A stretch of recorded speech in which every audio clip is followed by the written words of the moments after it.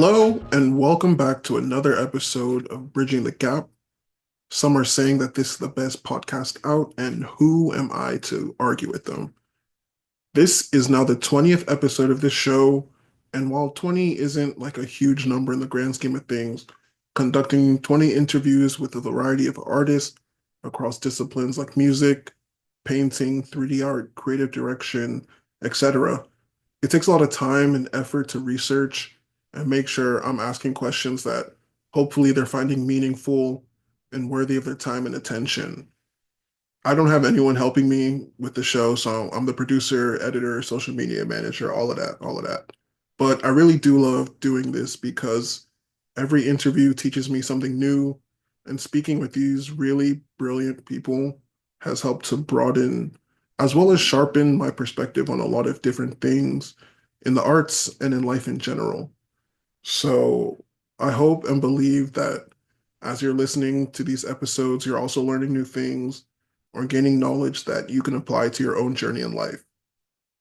If you're listening to this right now, you're a part of my journey, and I'm really grateful that you've tuned in and taken some time from your day to rock with me and hear what my guests have to say. Also, if you've listened to every episode that I've put out, please hit me up so I can thank you personally.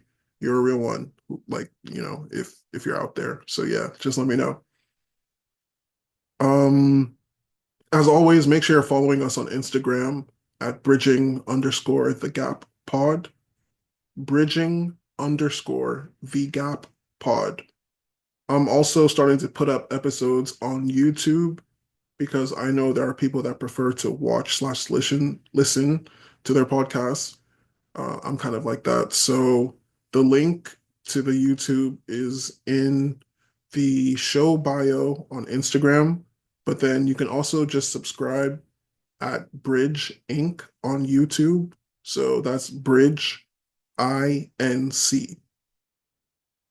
And yeah, I'll be putting up each episode that has an accompanying video with it up there. So stay tuned for that.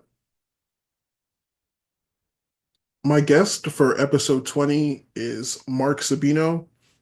He's a New York-based designer who specializes in making jewelry, but he also makes clothes, furniture, and unique art pieces, I'll say. He's a really smart guy who firmly understands himself and his taste, and he's really able to take and synthesize references and iconography in ways that feel really brand new. They feel fresh. They feel, one of one. So he's also a really great advertiser, and he's restoring the feeling with how he promotes his work, especially in the internet age and with social media kind of becoming what it's become. I feel like he still finds a way to make himself stand out without pandering or sacrificing any of his, let me say, views or beliefs. So we had a really great conversation. We got deep into his design philosophy, his journey, how he accidentally got into jewelry making. We talked about how it feels to have Rihanna rock your stuff. We talked about a lot, and Mark was super open and generous. So I hope you enjoy this conversation. Thank you to Mark for coming on the show. Thank you to the listeners again. I really appreciate you guys. So without further ado, episode 20, Bridging the Gap with Mark Sabino.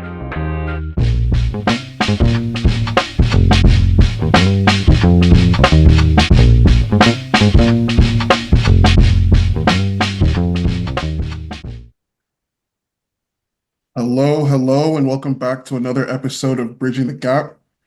Today, I am joined by an industrial designer by trade. He makes jewelry. He's a visual artist. He's a writer. He's someone who I think has kind of mastered the art as well of advertising in the modern age. And he's just a guy, not a brand. So I'm really happy to be joined by Mark Sabino today. Thanks for coming on the show. Thank you for having me. I No really worries, it's my appreciated pleasure. that intro. It's like cool. I don't know. When I put stuff out, I kind of I sometimes forget that since it's all coming from the same place, it's all like it is connected like that. But I liked hearing it broken down like that makes it feel a little less eclectic, which is nice. No, I'm glad you think so because I feel like there's a lot of kind of connections in the different things that you do. And I guess the foundation of that is probably industrial design. And I saw that it's something that you pursued to study because you wanted to work at Nike and you were Yeah. told to study industrial design. And I was just wondering if you could kind of give a quick breakdown for the listeners of what industrial design like actually is and what that means. Yeah, like the so one of my professors at Pratt broke it down when I was really, I think I was studying lighting for the semester, something that required a lot of like intricate parts and worrying about how things connect and whatever. And I got so caught up on the practicality of it and like, oh, how is this going to work? How can this, uh, be considered like a product, or how am I going to make this happen? And he broke it down in one sentence. He was like, it's the engineer's job to make it work. It's the industrial designer's job to make it look good.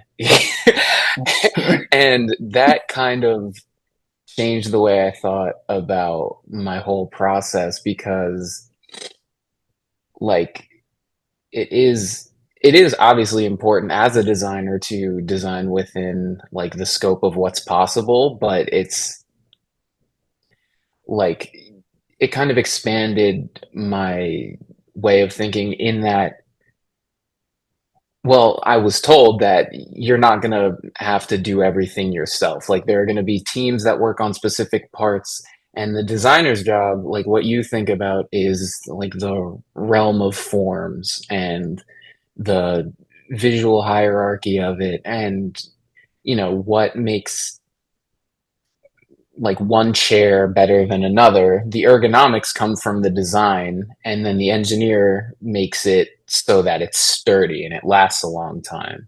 Yeah. And that I would say is the best breakdown of why I preferred industrial design. Was it was like the art side of engineering, or like it's more in the realm of the ethereal sort of visual arts world rather than the STEM world, I guess, which I always was not a fan of. Same. I've never been a big STEM person, definitely more humanities driven, but I think that's a really nice and succinct way of putting it. There's, I mean, in your work, right? The the importance of aesthetics is very clear. And I think like, have you always been such a visually charged and drawn person? Yeah, like before, so up until like my junior year of high school, I always thought I would go to school to make movies. Like that was always my obsession growing up, was like, I don't know, I remember asking for like my 12th birthday or whatever, like from the cheap $5 movie bins at video stores and whatever. Like I would always be like, oh yeah, I totally need Vertigo by Alfred Hitchcock or whatever. And I was always obsessed with like the worlds that they would create and the clothes that they would wear and just the overall sense of it. And for a while, I didn't know why. I thought it was just, oh, it's a really good story, or like I like the acting or whatever. But the aesthetics of it were so powerful that, when you grow up as a teenager and you start to become like you come into your sense of style a little more, your sense of self. I would look to not just movies, but also, we grew up in the time of access to everything through the internet. So like every Yeah. possible movement of music and style and whatever. So we kind of had this glut of things to choose from. So it kind of realizing that aesthetics were this creator of a feeling kind of immediately changed how I, put myself together, what shoes I like why these pants are better than these or whatever. And it was just a gradual progression from there that it was like I kind of fell in love with design over the course of one summer because of that. I remember the change happening from, oh, I want to go to school to make movies to no, this is the thing. Because in my eyes, it was easier to live in that world of design and aesthetics and whatever and try to make a movie after versus being a filmmaker and then trying to design things afterwards. Like it's one lends itself more to the other, like inherently. And Yeah. yeah, I think the internet played a huge part in it too because it was like the best research tool ever at one point in time. No, no, definitely, definitely. Like I feel like for me, because I'm such a big music person, so the blog era of all these different independent music sites, right? And you're able to research and you're finding new music, and then you go to school, and then your friends find their own stuff, and you're all like collectively building your taste in your libraries. And I think that's kind of the same process you're going through visually and with design. But I also think it's really cool how you were able to get down to the granular level of why you're kind of interested in the things you are interested in. Because I feel like that's probably one of the hardest things to do as a teenager, right? It's kind of sometimes you like stuff, but you're not sure why you like stuff. And you might not even be aware enough to even think about like, why do I like something, right? Because you're getting so Yeah. much stimuli that's pulling you in all these different directions to do this and do that. Yeah, and also like, when you're younger, high school, college age, that's like the best time to be a consumer, in my opinion, because there is that kind of blindness to analyzing why you like something. It's just like, oh, this is the best thing ever. So obviously I'm going to be a diehard fan of it and, you know, uh, explore every facet of it and really become obsessed with it. And I think especially because you mentioned the blog era, that was a great example of that time when I didn't know everything. I just knew these aesthetics and these symbols. And so I had friends who, this was like 2009, I think, were, yeah, like the blog era. They were Yeah. really into all the blogs for style and music and all this. And through them, kind of like through osmosis, I learned about the details of the things I liked, where it was like, oh, I knew I liked the Kid Cudi mixtape, and it kind of had these, like, it created this world not just through the music, but it was like, you know, he rocks APC jeans and Levi's 501s and, fat tongue SBs. And that's why Yeah. the jeans sit the way they do because they're high quality denim and it's like the cut of the shoe and whatever. And once you break that open and pick apart all the details of it, that's when not only do you kind of fully fall in love with it, but then you get to experiment a little more where it's like, what if that's the jumping off point, where can I take it from there? And obviously for all of the 2010s, Kanye was the perfect person for that, where he The had those king. jumping off points and then expanded it further. I think if I had to put it exactly, I think the Yeezus rollout era, the APC collection, all of that was the formative sort of solidifying of, okay, here's the jumping off point, and here's an entirely new world you can take it using that starting point of, who I am, what type of music I make, whatever. And it was obviously really subversive and like not like anything he made in that time, but to those who were really like obsessed with that type of stuff, you could see the natural progression in terms of like the materiality of the clothes he was wearing and the weirder cuts and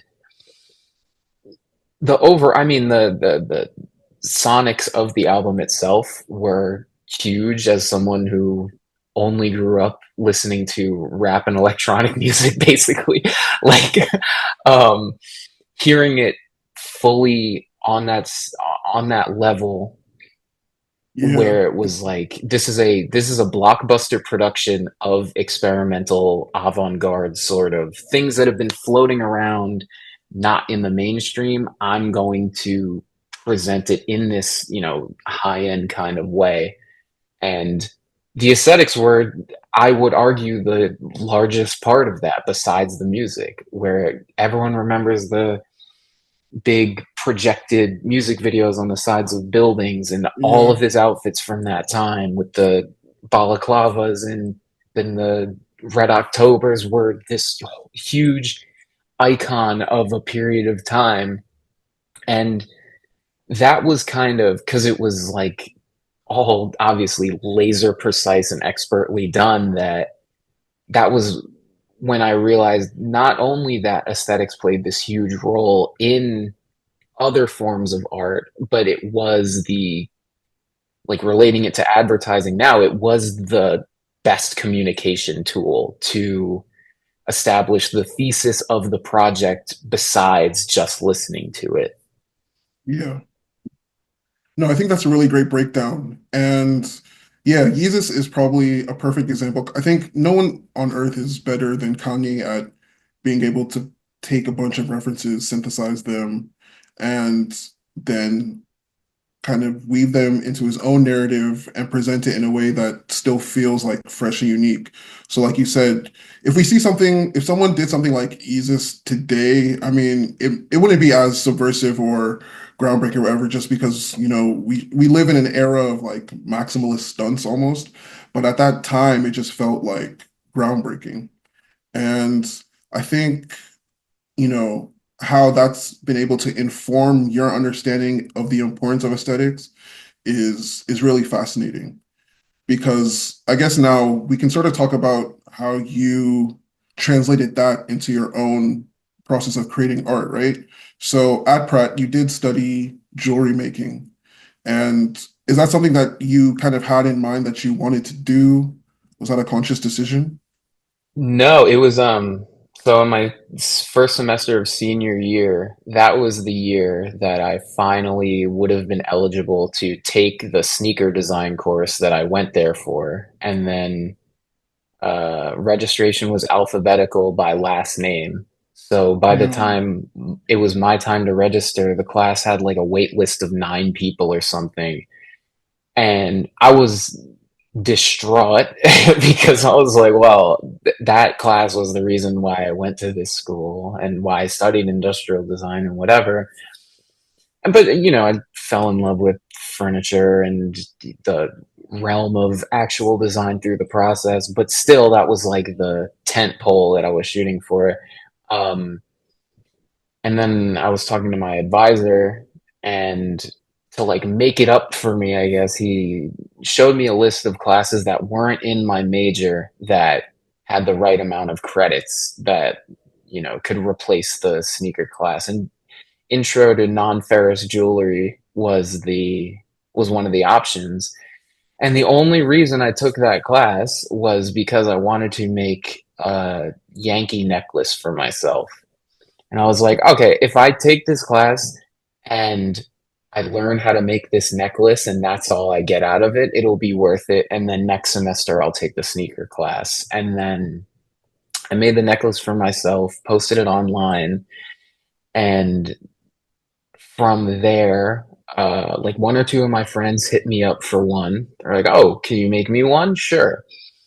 Made them their necklaces and then posted those online. And then it kind of created this cycle that I still continue now, where it's I'll make something, I'll post something, and that either, you know, uh, finds a new person who might be interested in ordering something or inspires someone to order something else or whatever. And that just kind of grew over the course of that first semester.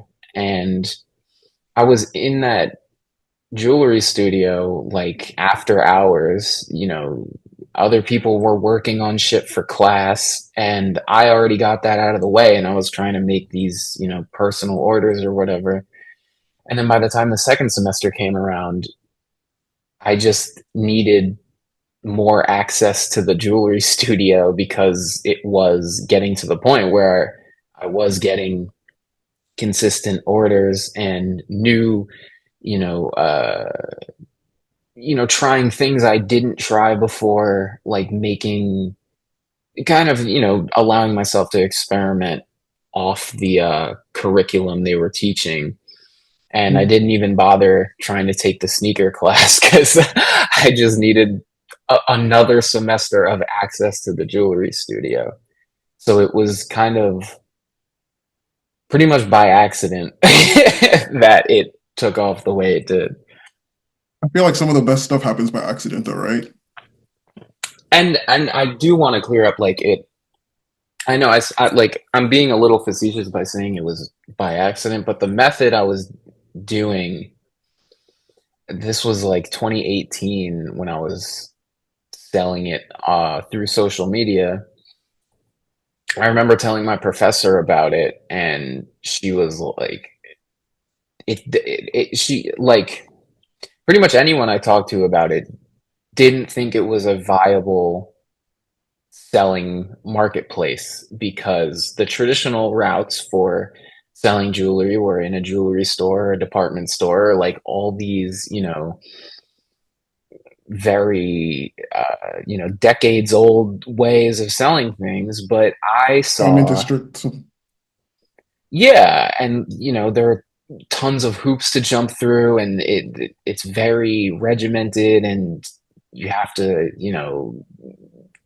social climb to get in nice with certain people and whatever. But I was literally teaching myself as I went, so I made that part of it where I was like, you're buying this directly from my workspace in college through the internet. You're talking directly to the person that's making it. And around that time, that's when I was like, 2018, that was right in the heart of that social media like clout brand wave where everyone had a streetwear brand and a Shopify link and whatever, and they Yeah. were selling them primarily through social media. So what I saw was the method worked, but I didn't have a clothing brand, and there was no one selling jewelry in that way, and I just happened to be making jewelry at the time. So that's, it was a product of circumstance that I kind of pushed for because initially it was there was no one I could really go to and be like, oh, how did you do this? Or, how do I get my stuff seen by more people? It was all a matter of, dictating the work through social media, where it was like, okay, the Yankee logo did well. I'm going to make myself this Aphex Twin bracelet, and Aphex Twin is really popular. So, and it's like this study of iconography, putting it into precious metals instead of just wearing it on a t-shirt or something. And I sort of in real time built out the thesis for my early work as I was doing it. And that, creation of it in real time sort of became the ethos of the stuff I was putting out. But it's interesting to see how it's changed in the last like 6 7 years since I was doing that. How now, especially with TikTok about to shut down and all these creators who make money through social media, they're scrambling and figuring out what to do. And same with all the other shitty platforms. Like people are scrambling to try and find a replacement for this thing which has been its own little cottage industry for so long now, which is just Yeah, it's been crazy. DTC through social media. Yeah. So I guess starting out with like direct to consumer, you using social media and leveraging it as a way of just getting your work out there. I do agree, like there were so many streetwear brands and t-shirts and stuff. So when you see someone that's pushing jewelry, it automatically stands out. And then like what you're saying, when you're using these really iconic references like a Yankee logo, but it's not on a hat, it's not on a t-shirt, it's on like a necklace. It stands out in a way that really catches your eye and sticks with you. And I know when you put work out, like you said, you're getting orders, but people are also asking you for customs and commissions. And I'm really curious as to how you approach that in your earlier days and if it's changed, like how you approach commissions now, as like you said, as the ethos of your work has evolved. And especially with the way we even just use and interact with social media has evolved, like how has that impacted your process?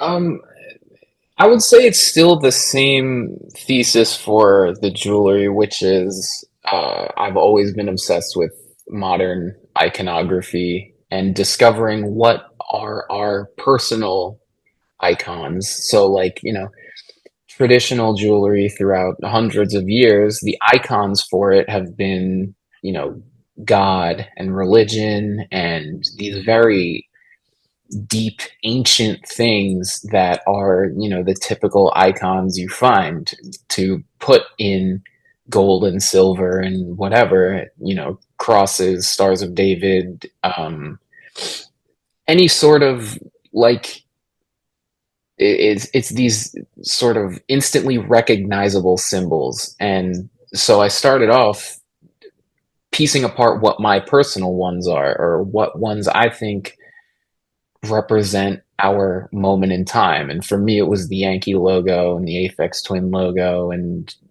it's still carried to years later. Things like I made the Ooze album cover out of just the stone and a That shit piece was of hard. rose gold wire. Thanks.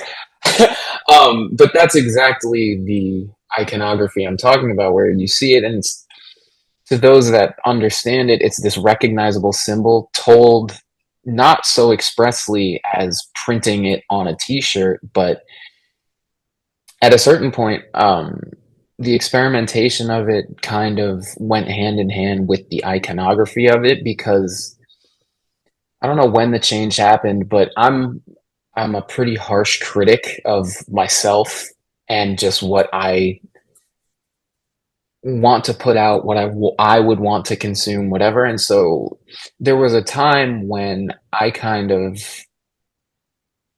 because commissions were a big part of it, and it's that same iconography. It allowed me ways to find out what other people's personal icons were.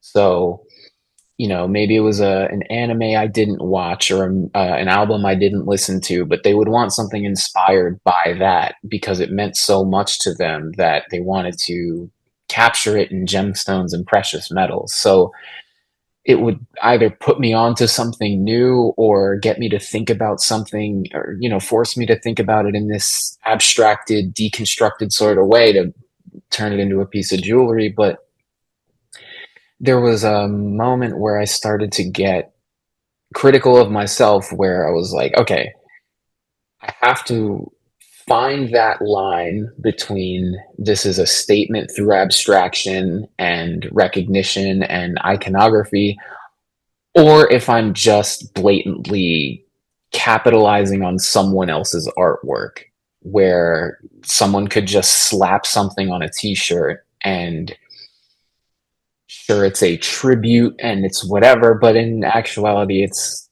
like finding that, what can I add to this already existing thing? And that became, how can I capture the essence of this icon in a way that's uniquely told through jewelry? Like the medium of jewelry is the determining factor of how this looks, not trying to make, a perfect sawed out version of a logo or something. And I think that was the biggest change between then and now.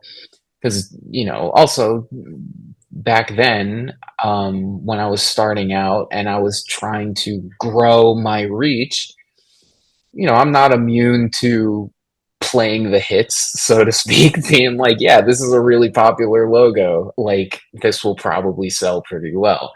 And so there was an element of that earlier on. And it's kind of the luxury of being able to tap into, okay, I did that.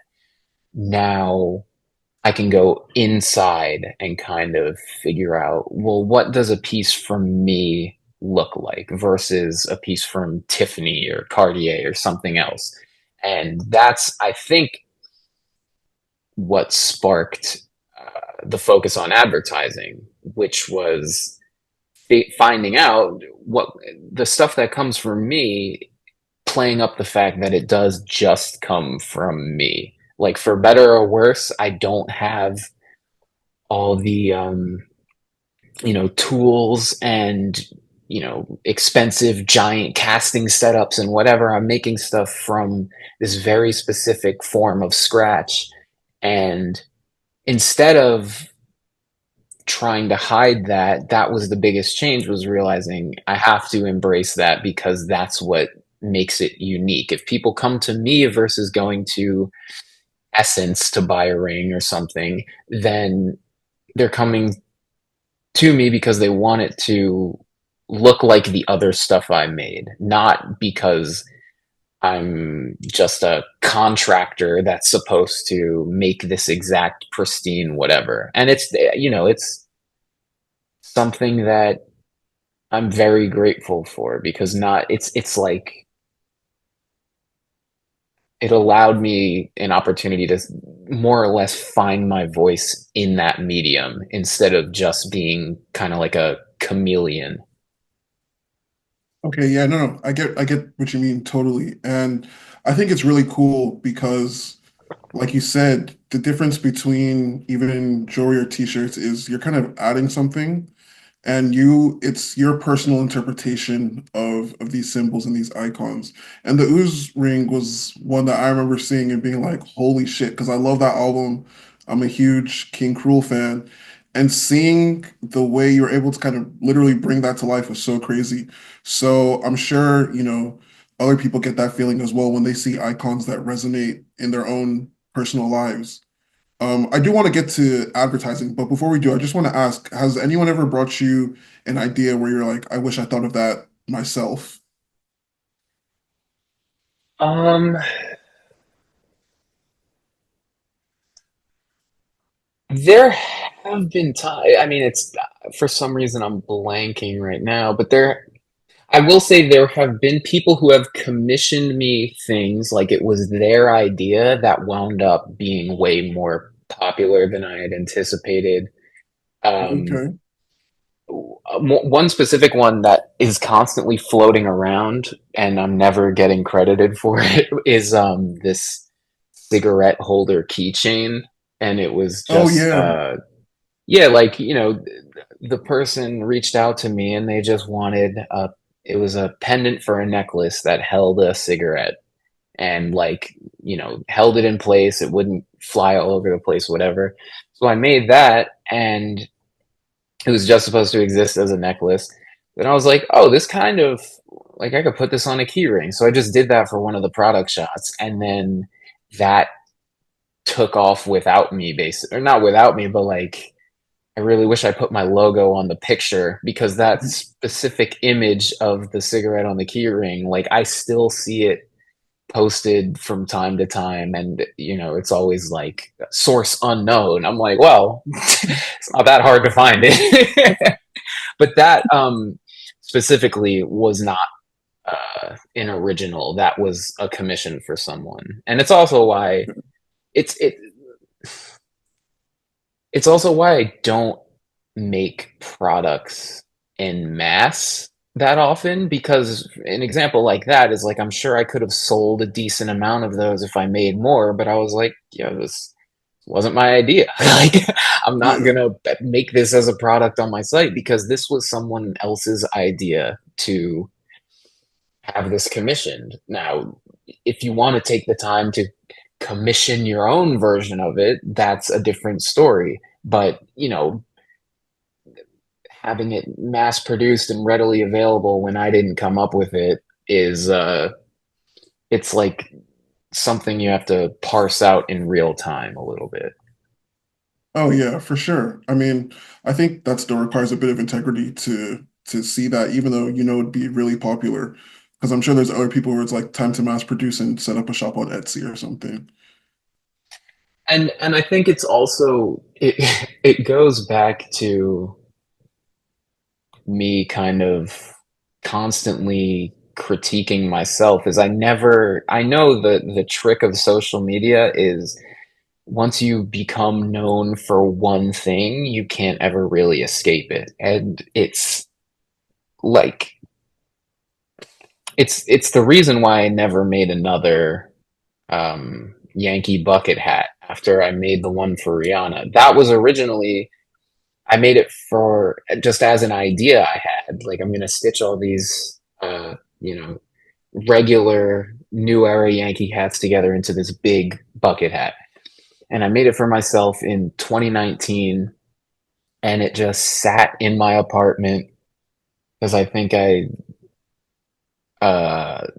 just like it didn't hit like I thought it would in terms of popularity, and it was a ton of fucking work to make. So I wasn't, it was just kind of sitting there. And then she was the first and only person to order one. So I was like, awesome, never making another one because if I was afraid that if I rolled with that, then that's what I would be known for is like, oh, there's this guy, he makes bucket hats out of regular hats and whatever. Like, and the whole time I was working on jewelry and clothes and furniture and whatever, and I was like, okay, besides the sentimentality of it, I didn't want to just get comfortable doing one thing and having that like accidentally boxing myself into something because then it would be harder to break out of that. I think that takes a lot of restraint almost, because I mean, Rihanna is the fashion icon of our time. I don't even know what it must feel like to see her wearing your stuff, but I can imagine that it must be hard because in a way, that's automatic success. She's the ultimate influencer. So just by virtue of her putting something on, if you say, okay, yeah, I'm about to pump these out, you're gonna sell out. But I guess having that presence of mind to understand that, yeah, I don't want to be just the Yankee bucket hat guy, or yeah, I don't want to be the bucket hat guy. I mean, yeah, I just think it's impressive because for a young artist, that's like the goal already, right? To get something on Rihanna, or as a young designer, to get something on her, whether it's jewelry, whether it's clothing, and have her like proudly wear it. And yeah, I'd love if you could maybe just talk about, I guess, also the feeling still of her seeing her in your work. And is that something that you like still hold dear to you? I mean, yeah, I mean, she's far and away like the coolest person on earth right now. Like in terms of, you know, style, but beyond that, just like taste. Because, the first time around, this was 2020 for the bucket hat, was it came absolutely out of nowhere pretty much. And, I my initial thoughts at the time was like, you could have gotten anything else like from any brand stocked in any store and all these online shops, whatever the fuck. How like I was not known at the time, like Yeah. relatively speaking, sure.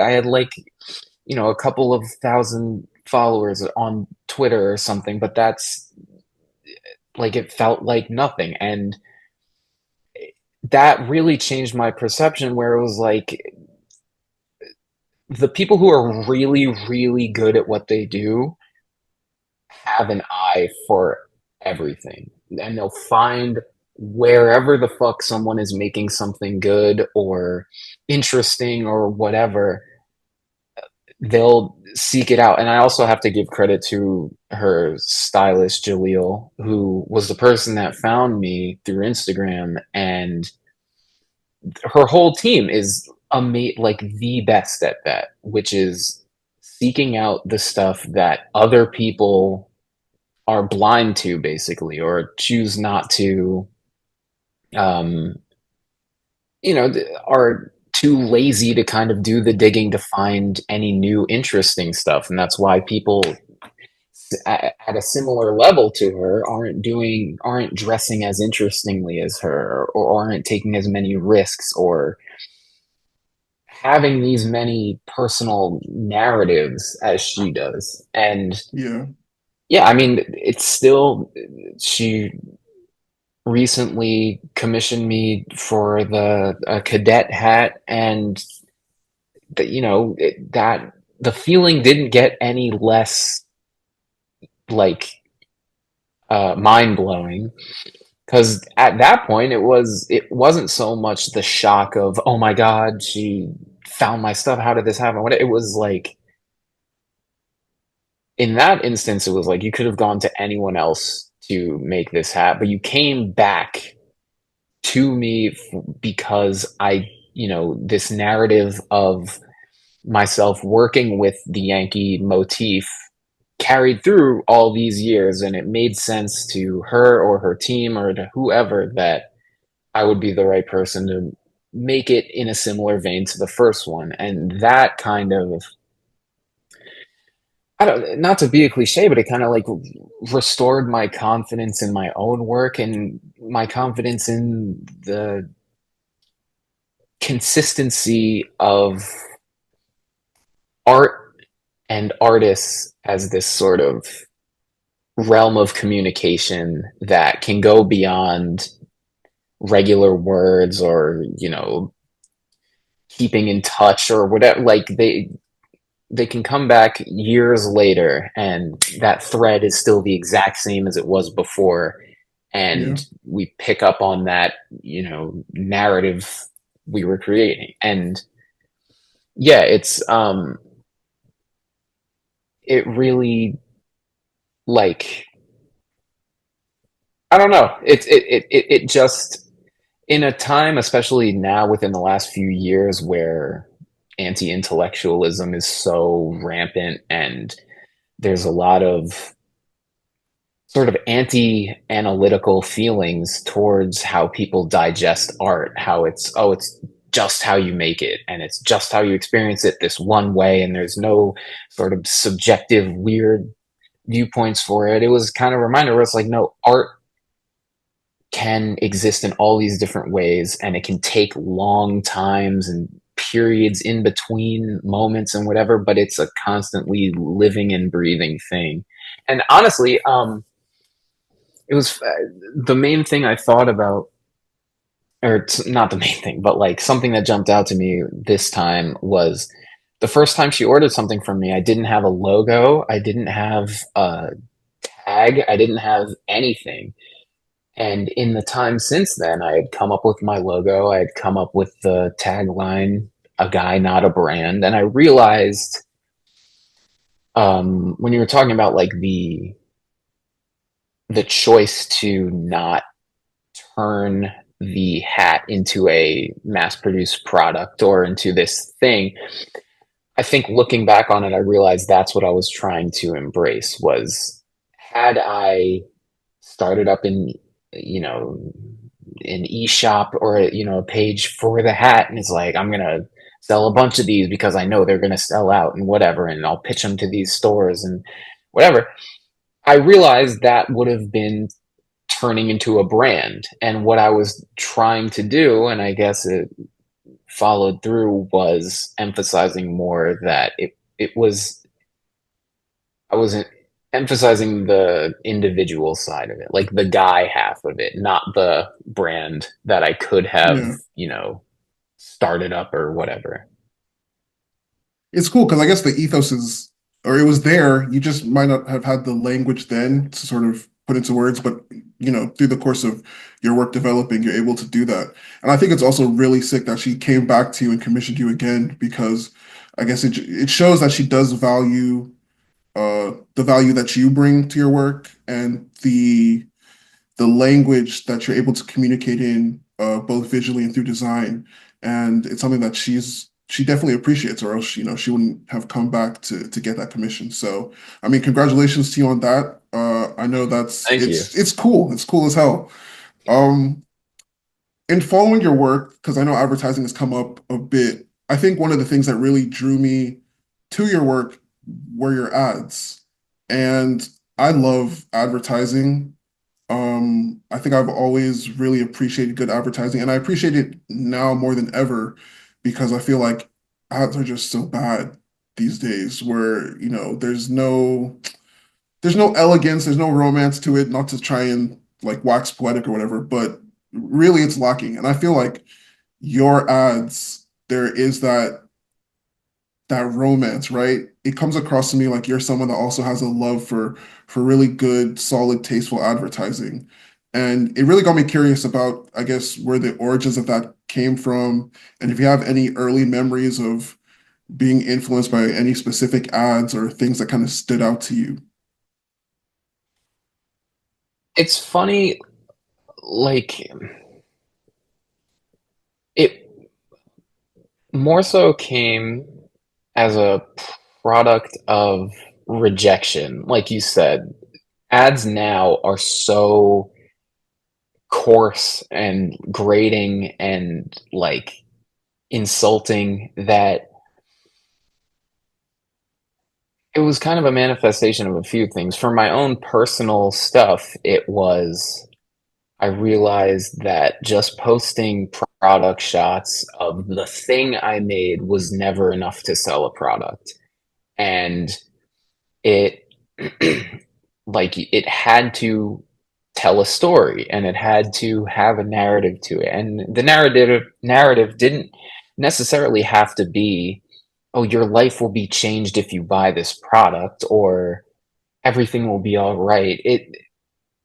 I guess it honestly at the core probably stemmed from my love of movies, how it was just different forms of storytelling and image, like capturing specific imagery that has power to it and the power of words. And if, my love of rap music, it's literal word play. Like, what series of words can you replace?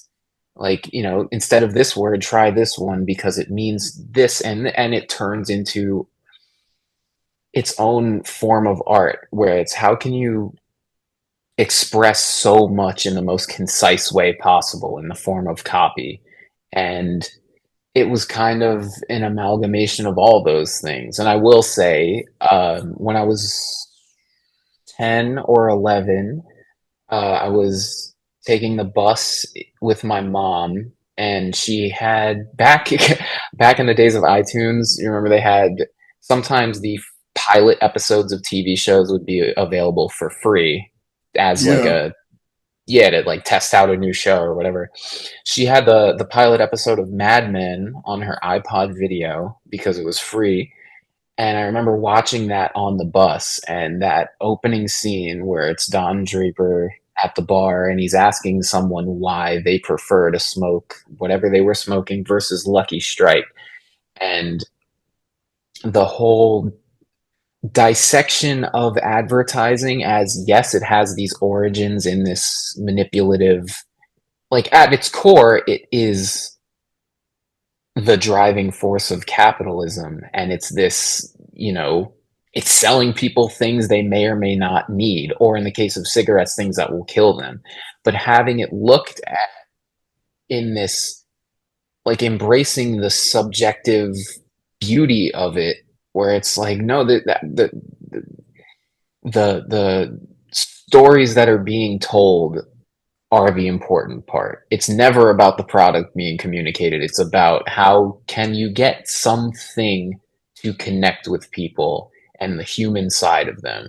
And in terms of the style of my ads, I'm heavily influenced by, that mid-century style of advertising because I think it's the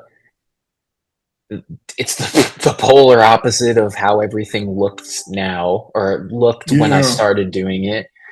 Um, and that's a line I tried to ride a little bit was I never wanted to rely on pastiche or my impression of like, oh, I'm gonna make it look super old or make it look, torn paper effects or whatever.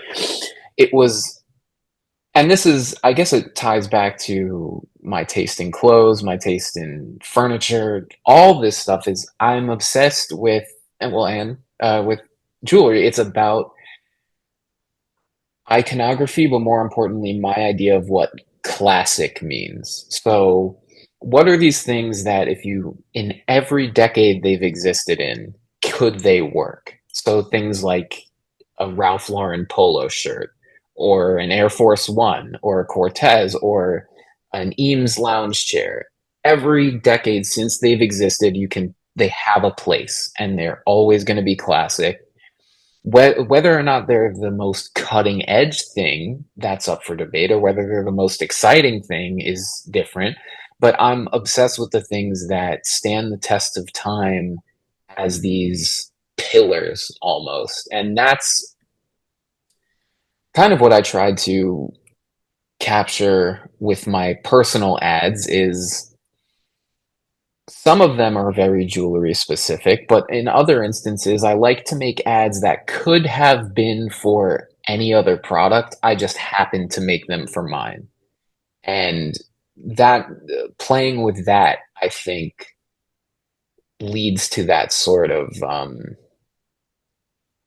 like taking a step back from the zeitgeist of like the world of jewelry or whatever. Because, Tiffany ads are cool and Cartier ads are cool, but like you don't buy them because they have cool ads. You buy them because they have the legacy of the brand. And I've only been doing this for 6, 7 years.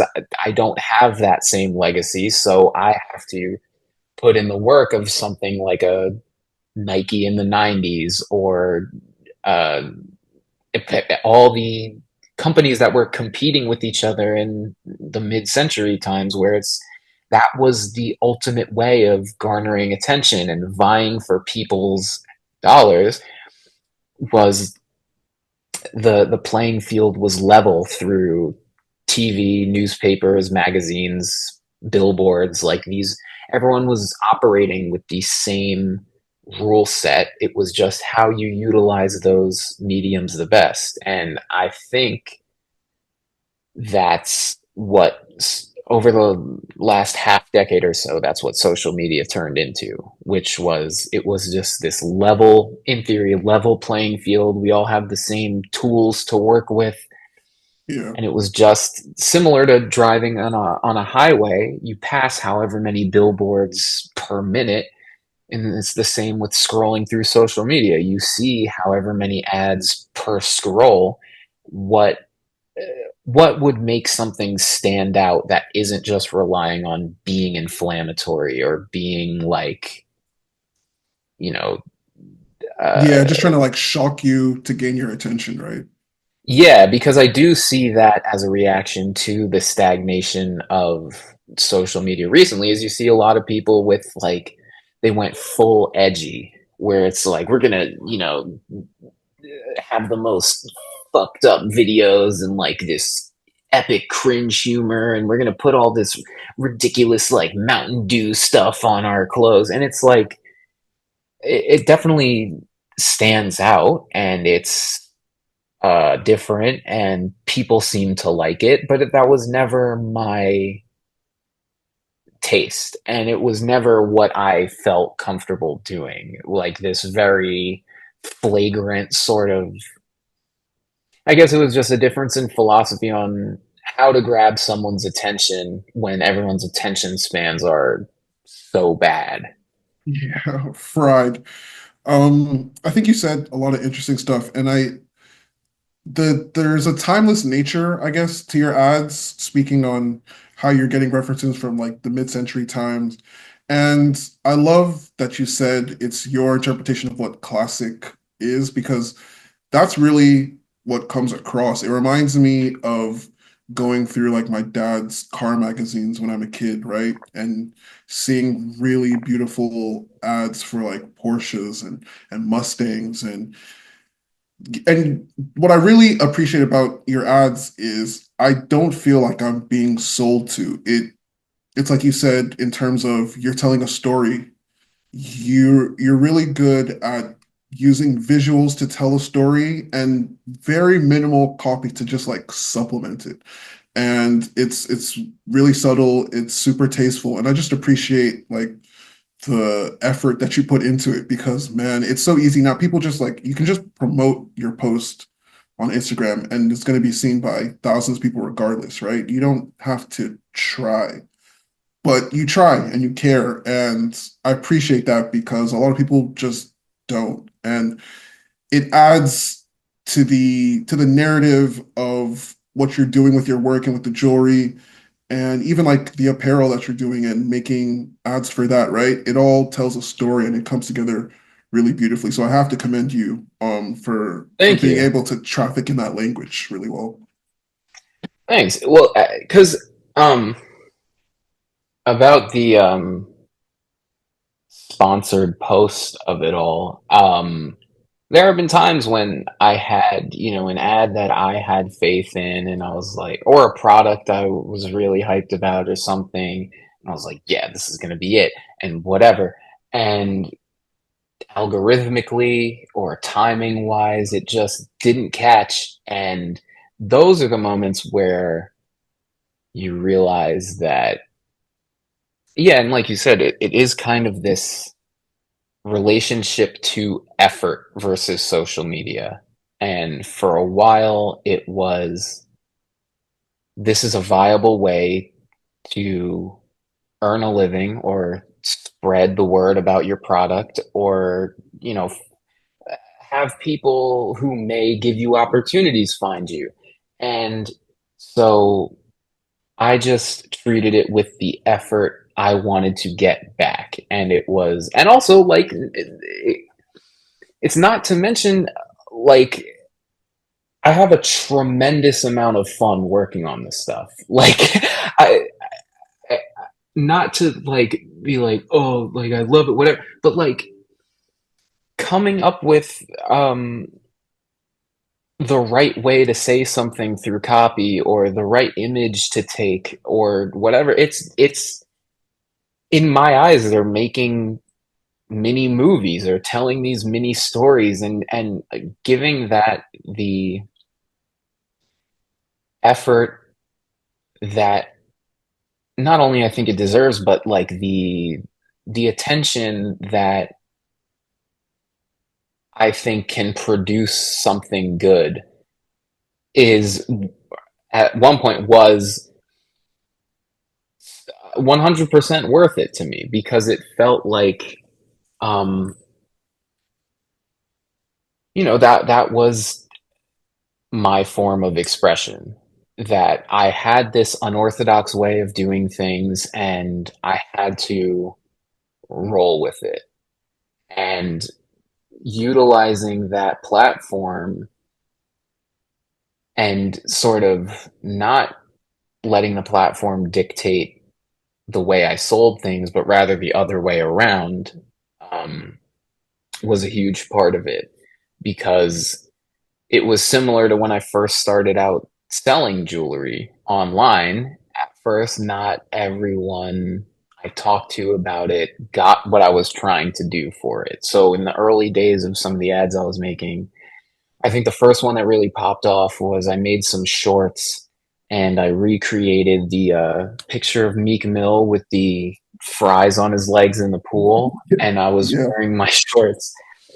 And I had a few friends that were like, what the fuck was that? Like, like, that it wasn't, it was like a shitty iPhone photo. It was not a beautiful photo. It was this weird thing, but I had faith in sort of mimetic advertising because I saw how people communicated through memes and how memes were used to spread ideas just in the way that they can be used to spread desirability for a product or something. And that ad wound up getting me a ton of orders on those shorts. And I would say now is kind of a different ecosystem for that kind of stuff with how mercurial Twitter is. And also, we kind of have, there's a little more of a sinister edge to the way people interact with memes and Oh, information and absolutely. spreading things now.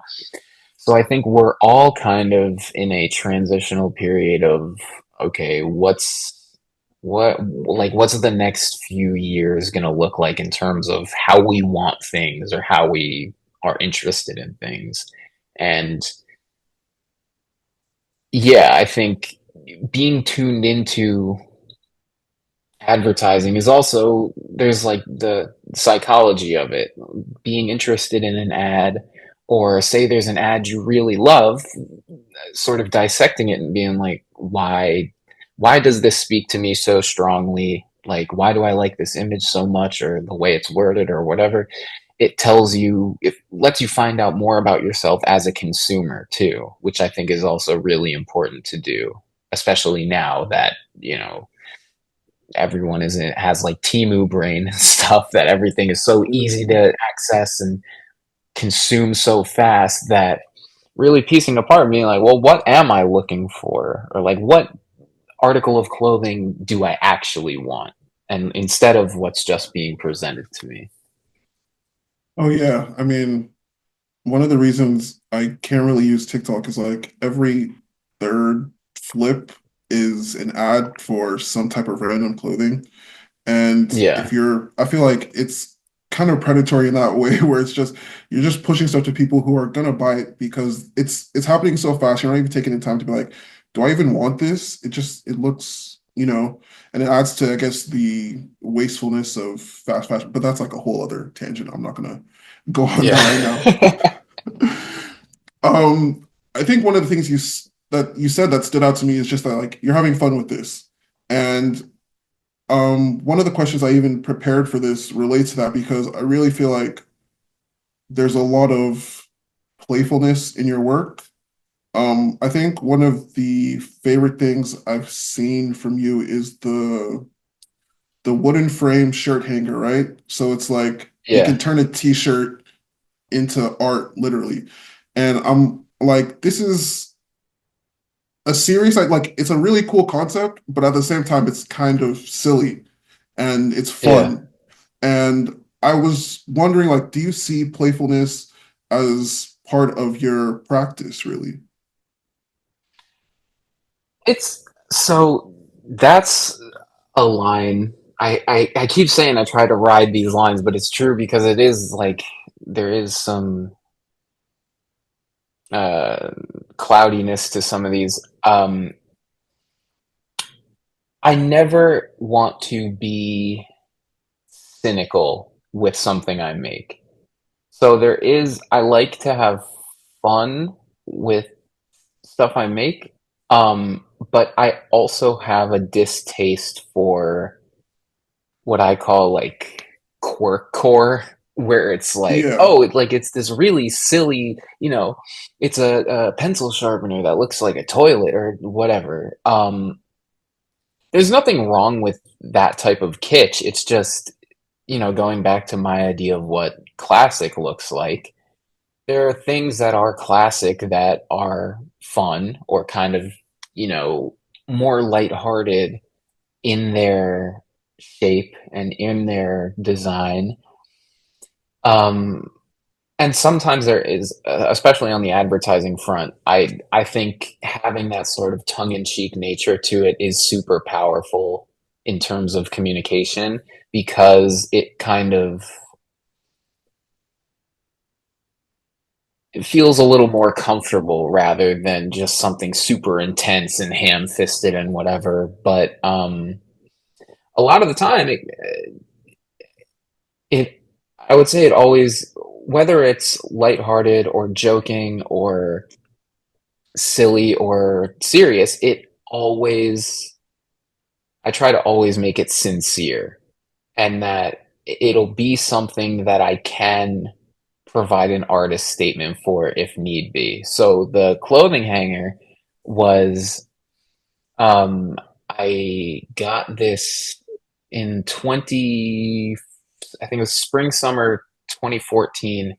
Raf Simons did the dip dye collection. So it was like all these multicolored dip dye sweatshirts and graphics and whatever. And it was just this super colorful, like pop art collection. And I wanted something from that collection for so long. And then randomly, I think I made that in 2019. I got it on sale. Like it was just on some, German fashion website for 60 bucks. And I got one of those dip dye pieces and I still have it, but I was obsessed with looking at it because it was just this awesome graphic. The colors were amazing. And it just the hanger was a product of that. Was like I would hang this on my wall and look at it if I could. And I happened to be in the furniture studio, and so I just had, leftover wood lying around. And Yeah. I was like, yeah, I'll make this prototype, and if I have the only one, then that's fine. And I've had that same hanger in my apartment for like since I made it. And now like, the rotation of what I hang on there changes from time to time, but it like the thesis of it is kind of still the same. And it was this belief that, everyone has an article of clothing that they love that much and that they would look at, and it provides inspiration the same way as looking at a painting or a photo would, where it's just like, damn, that, like, it just, speaks to you as not just decoration, but like a focal point. Like, if you're in the middle of working on something and you're fucking exhausted and you just look over and you're like, oh yeah, Yeah, it just charges you up a bit.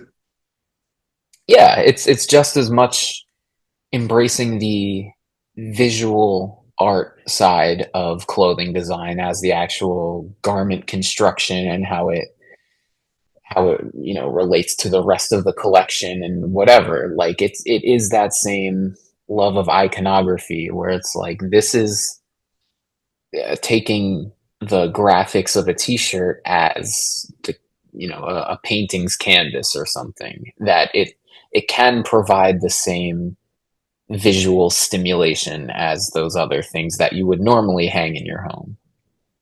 Oh yeah, definitely. And I really just think it's a brilliant way of approaching it because clothing is art, and while it's art, meant to be worn at the same time, it still has that aesthetic quality where if you can present it in the right way, it's going to beautify whatever space you put it in, whether it's on you or hanging on the wall. So yeah, I love that, and I love that, like you said, it's more so just trying to be authentic to yourself in everything that you're doing. And I really think because we're in such a cynical time, it's hard to not get caught up in that. So being able to maintain that earnestness, like that's something I even try and maintain in my personal life, where it's like you just can't get too jaded with everything because it's so easy to be like, man, everything just fucking sucks. But being able to, appreciate the little things in life, the beautiful things in life, yeah, it's important to kind of hold that near and not just get caught up in all the negativity and like toxic, just constant buzzing that's present. Yeah, I think cynicism is good for internal. Like I reserve most of my cynicism for criticism, where it's like, God, I'm fucking tired of this. Like I'm sick. Everything looks like this or whatever. Like a lot of my cynicism, I try and fight it, but it comes out in my writing a little more, or it comes out when I'm critiquing my own stuff. It's and that cynicism is kind of that like minutia of trends and saturation where it's like, oh, I shouldn't make this because so many people are making stuff like this and whatever. Let me just try and do something else. But in terms of output, I think output from a place of cynicism usually doesn't go that far. There has to be an element of sincerity to it because otherwise it won't register to as many people because not everyone might share the same cynicism, but everyone can recognize sincerity. Oh yeah, for sure. In this conversation, I think I mean I've gotten the sense and really appreciated like how open you've been, but you're you've really defined your personal design language and ethos. And at least to date, I can only recall two collaborations that you've done. Please correct me if there's more, but the JB3 sunglasses that you collabed on, and then the cycling jersey that you did with Gum. Yeah. And when it comes to fashion, I'm not like a huge fashion person. Like I have friends that are utterly obsessed, but I try and, stay up to date with what's going on. I know that like collaborations have gone off the deep end in the streetwear space and even just general the fashion space. And for me, the way I see it is if you're always doing collaborations, where does your voice start and other people's voices? And like, how do you maintain your own personal language? And I wanted to know what your approach has been to collaboration, if you've turned down other collaborations, and then I guess just like your perspective on collaborations in fashion and where it's kind of at right now. Yeah, I think the obsession with collaborations kind of like led to the stagnation of where we're at, kind of where it turned it into I compared it in one of my essays. I compared it to like a Chipotle bowl or something, where it's like you take all these ingredients and people, oh, I recognize that and that other thing. So if you put them together, and most of the time putting them together is just putting two logos on something, or just like there is no evolution from it, then it all it Yeah, is just kind of selling the fandom of each thing rather than the design philosophies of each thing. And I mean, my approach to it, it's funny because a lot of people, I think, because a lot of my stuff is just, oh, I'll do it myself, or I'll shoot my stuff or whatever. Some people think I'm like against doing collaborations, which is just not true. And I think the JV3 sunglasses was a perfect example where what I am still, what I'm constantly trying to do with any sort of collaboration is like what can be done that's new in both of our realms. So, what can I bring to someone else's brand that they weren't doing otherwise? That only, not only, but like that I can provide a unique version of. And in their case, what can they make that I can't? Whether it's what can they make that I can't because I don't want to make it myself, or I don't have the facilities to make something, or whatever. It has to be constructive. It can never be just doing something for the sake of buzz, or like because it might generate extra attention or whatever.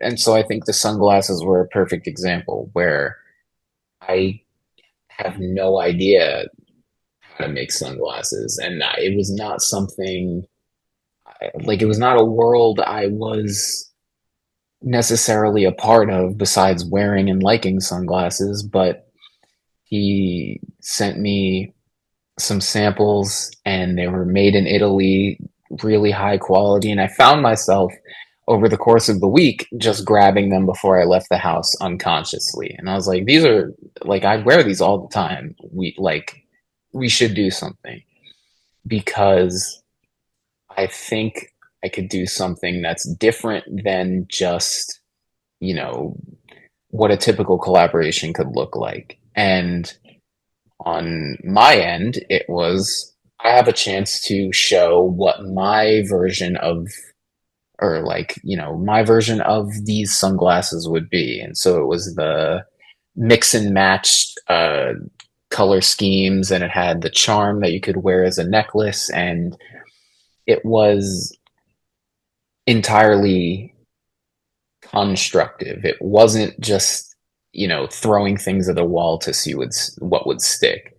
But and it's honestly been my philosophy for clothes for the last minute. I've been trying to hone in on and find more collaborators, because what I'm trying to do for on the clothing product side of things is, I have sketches for stuff that I can either, you know, try and make 100 of, or, outsource, get it made through AliExpress or whatever. And these same routes that just perpetuates a cycle that I'm not trying to be a part of. And what I've been trying to do through collaboration, and like for example, there's a jacket I've been trying to make for a few years. And in theory, I could sew it myself. I could make a very small run of them, like 3 or 5, and have it be this bespoke thing. But that jacket would be like, hundreds of dollars.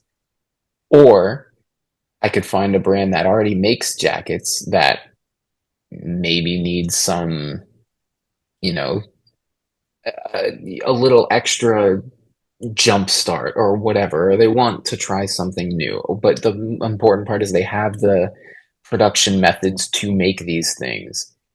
And just that could be an idea, or that could be a version of what a collaboration could be a different perspective brought to something that already exists and already has capable methods to do something. And I think now when people think of collaborations, they think it's all about the hype, or it's all about, oh, these two people are working together because they want to make it like an event, or, it's a full circle moment or whatever. But really, like, a collaborative effort could mean anything, really. No, no, definitely. And I think it's like you said, a lot of collabs these days, it feels like you're more so being sold on the idea of these fandoms coming together. And it's kind of like we've turned everything into stan culture where, you have brand stands and that's what's generates just the buzz and the hype. But I love, I guess, your approach to it where it's, first of all, you want to collaborate on something that has quickly become a part of your everyday life, and it goes back to that also, how am I bringing value to this, and how can we make sure that this is actually mutually beneficial on a design level, but also beneficial to people that are going to be consuming the product. So I think that's really cool. And yeah, I guess I wasn't sure if you were anti-collaboration. um but I mean, your work is kind of insular in a way, so I kind of also see why people might feel that way, but it's good for you to put that out there that, you are open to collabing if it makes sense. Yeah, because a lot of it's funny because like a lot of the stuff that is this like, do it myself mentality or whatever, it's always either a product of circumstance or convenience, or like in the case of the ads, it's like it's a lot easier to just shoot my own hand as my hand model, or myself in my ads, or to express this idea, rather than try and book a whole shoot for it, or try and wrangle Yeah. everyone to get it together, when in some cases, um like this ad I had, because a question I would get all the time would be, can I wear this in the shower? So I was taking a shower one day, and I was wearing my all my stuff, because you can, and an ad hit me. I was like, yeah, I need to make an ad to let people know you can wear my stuff in the shower. That's Is not that the one where you're holding necessarily the an ad soap? I want. Yeah, with all my rings on. And I was like, Yeah. that's not necessarily an ad I would feel comfortable hitting up my friend and be like, hey, can you come over and I'll take a picture of you in the shower?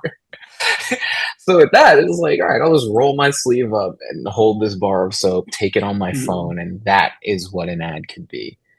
And a lot of it is that sort of, the freedom to work at my own pace and work, under my own terms. But it's also like, uh, yeah, like a convenience thing. But that also, the times I have worked with other people, whether it's through other people's photography or other people modeling or collaborations or whatever, I've yeah, I don't have anything against that. It's cert- a little bit of it is like I sometimes don't feel like bothering people for something I know I can just shoot quickly myself. Yeah, It's like yeah, I'm no, not I gonna get waste that. their time. Yeah. The tagline of your work, a guy, not a brand. I love that because in this current landscape we're in, it almost feels like you have to brand yourself. Yeah. Personal branding is so big these days. And I was really curious because your work it's a literal extension of yourself. Your name is on it, you're in the ads, you're very front facing. But how, like, what steps do you take in order to feel like you're not turning yourself into a commodity? Um, it's something I struggle with a lot actually because, well, and also I think I'm a little harsher on myself than others, but a lot of it is kind of always questioning my own philosophy for things, like never getting too set into something or believing my own hype or self mythologizing that people try and do now. Like I so the formation of the tagline as a guy not a brand came from exactly that, where it was I didn't want to turn myself into a brand. The way I operate is not like a brand because you know I don't have a back stock of clothes or jewelry. I don't sell it off to department stores or websites or whatever. Most of it is made to order. It's just me throughout every aspect of the process. And part of that was being like, honestly, as some with something as stupid as like the time it takes me to ship something, that factors into that tagline. And I say that with every product drop. It's like a little reminder in the item description where it's like, hey, it's just me shipping all of these. So it should be around like this amount of time to ship it, but like it's still me printing out all the labels. It's still me bringing a big bag of them to the post office. And I realized that, I mean, early on, it felt like a crutch where I was like, damn, it's just me doing all this shit. I wish if I had a brand, I could have all these people take care of this and whatever. But it was just like, a perspective shift where it's like, well, I could complain about that, or I could embrace that as the thing that, you know, makes the way I do things unique for better or worse, and embrace both sides of that. Um, and I would say more recently, like within the last year or two, no, like 2023, I think. So like around 2 years ago, I read this book by this philosopher Byung-Chul Han called The Burnout Society. And that was a literal before and after moment on how I viewed self commodification on social media. Because I had that tagline for a minute, but really it made me more staunch in my beliefs was reading that book, which kind of deconstructs and dissects the way we exploit ourselves on social media and in the workplace, and how we turn ourselves into these corporate entities basically.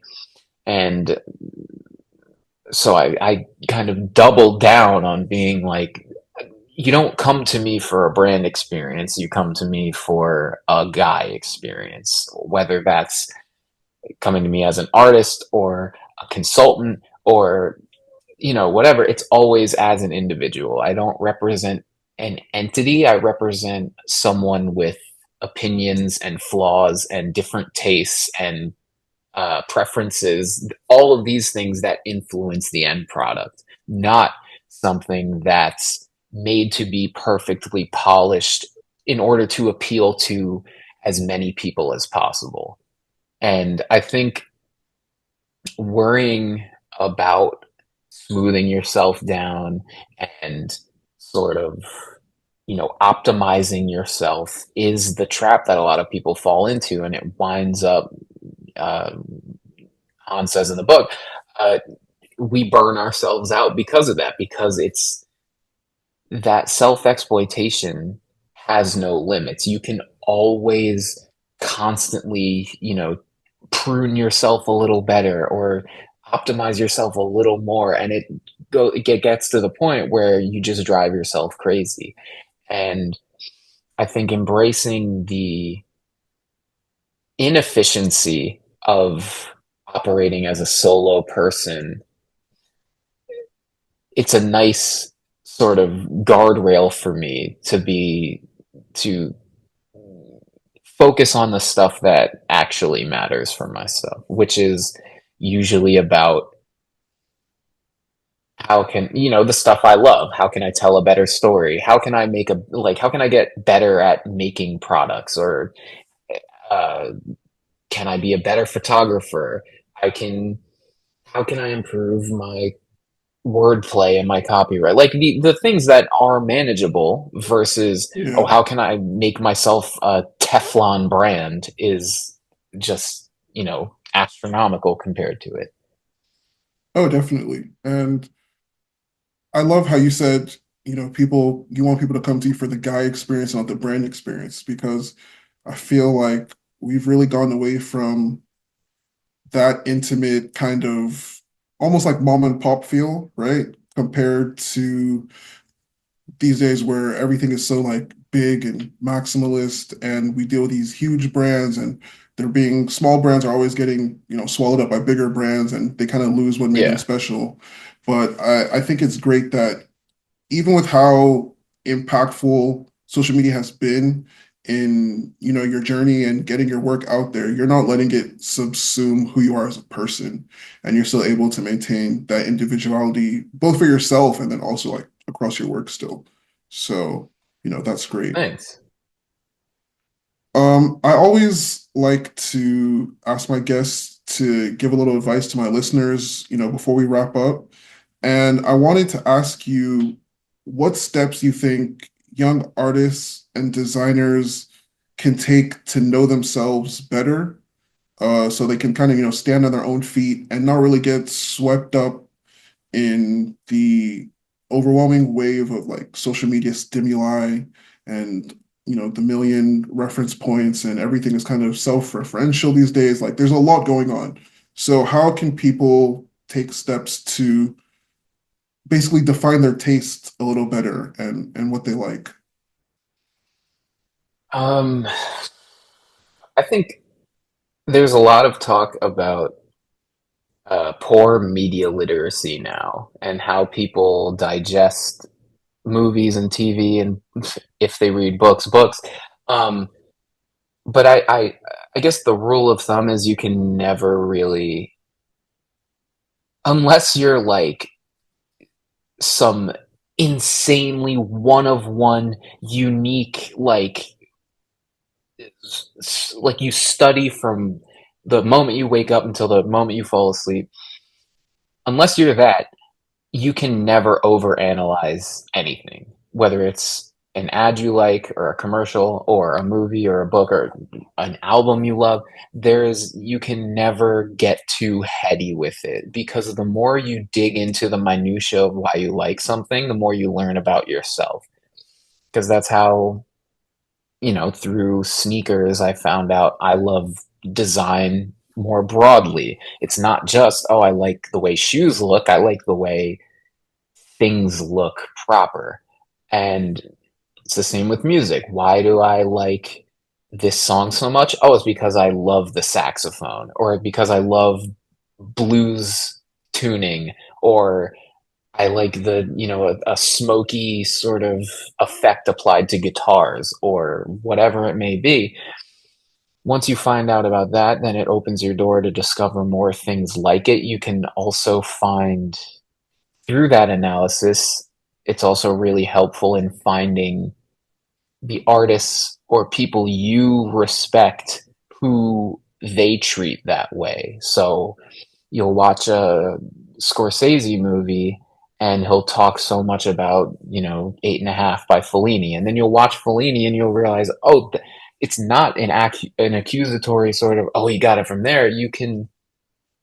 It opens digestion and creation of art from this very input versus output thing, and it lets you see things as more of this ongoing thread that not only you can grab onto at any time, but you yourself can add to it in your own way, in your own voice.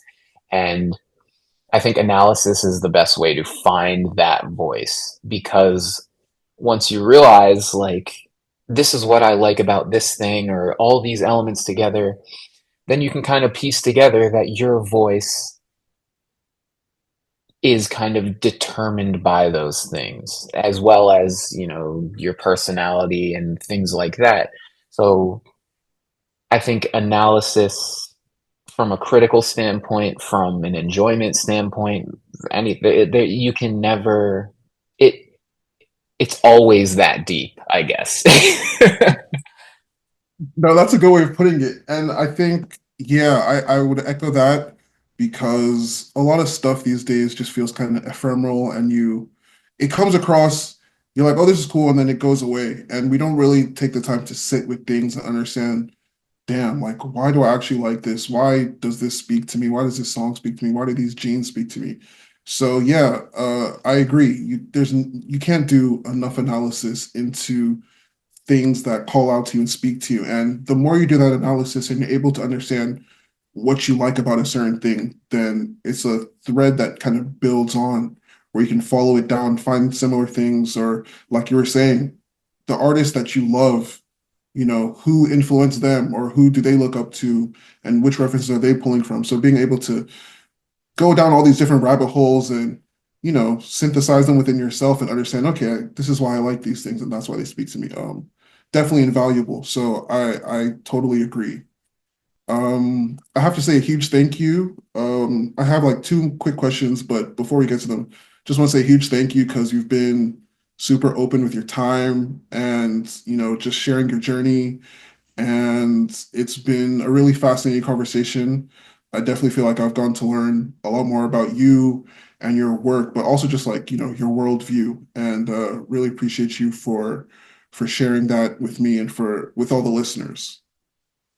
Yeah, thank you for having me. Before we go, please let people know where they can find your work and if you're willing to share like anything that you might have in the works that's coming, through the course of this year, like what might be cooking. Um, it's Mark's Not Nice on Instagram, Twitter, and Substack. And I mean, I have, you know, ads and jewelry are the main things, but I'm definitely leaning into the Substack more this year, thanks to the feedback I got on it. I'm infinitely grateful that people actually read it.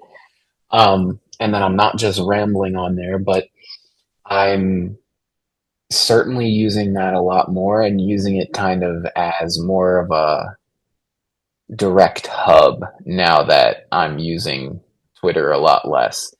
Um, and I will say there will be products that will be primarily through Substack, like early access, or some that are just available through there. And one of those is going to be, I'm probably going to bring the bike jerseys that I did two summers ago back. At least one of them, because yeah, since I stopped, like since I put the deadline on them or whatever, they're still the thing that people reach out to me for, and I realize I might as well, you know, if the demand's there, I might as well bring them Yeah. back. Sometimes you got to give the people what they want. Yeah, and like it's something I'm proud of, and if that inspires more people to go biking, I can't see a downside to bringing them back. Oh, for sure. Yeah. Yeah. That's great to hear. I am a subscriber to the Substack, so if you're listening to this and you've enjoyed this conversation, I would highly, highly recommend you subscribing to Mark's Substack. It's part of the reason why I really wanted to have him on the show. He's mad eloquent. He talks about, a lot of, I guess, kind of afflictions that are kind of happening in society, but he does bring his own unique spin to it, his own humor to it, and really good analysis. Like there's really good analysis. He's linking to articles, he's linking to just products that he enjoys and tells you why he enjoys them. So it's been a valuable tool for me just to get to know you more as a person, but to also just have an avenue where I'm able to read something long form, I can actually sort of take my time to get into. So again, I'd highly recommend subscribing to Mark's Substack. And my final question is kind of based off the Substack, where could you give us a couple music and movie recommendations before we sign off? Because I know you always have a couple in the cut. Yeah, music. I actually found this recently. This like I got I think an Instagram ad for it or something, but it's this indie pop sort of. Oh, it got taken off of Apple Music. I'll pick a different one. um, uh, this band, this like German.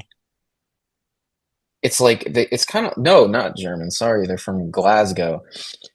Post-punk band called Vaz, V-A-Z-Z. They're kind of like Stereo Lab-ish. I've been listening to them a lot.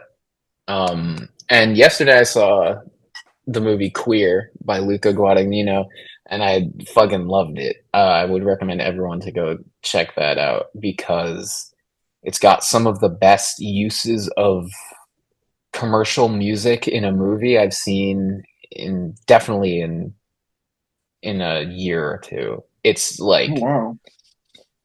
and by music, I mean like pre-existing playlist type songs. It's not like, I mean, Yeah. the score in it is really good, and his last movie, Challengers, the score was fantastic, and it was a huge part of it. But Crazy. in this, like, Yeah.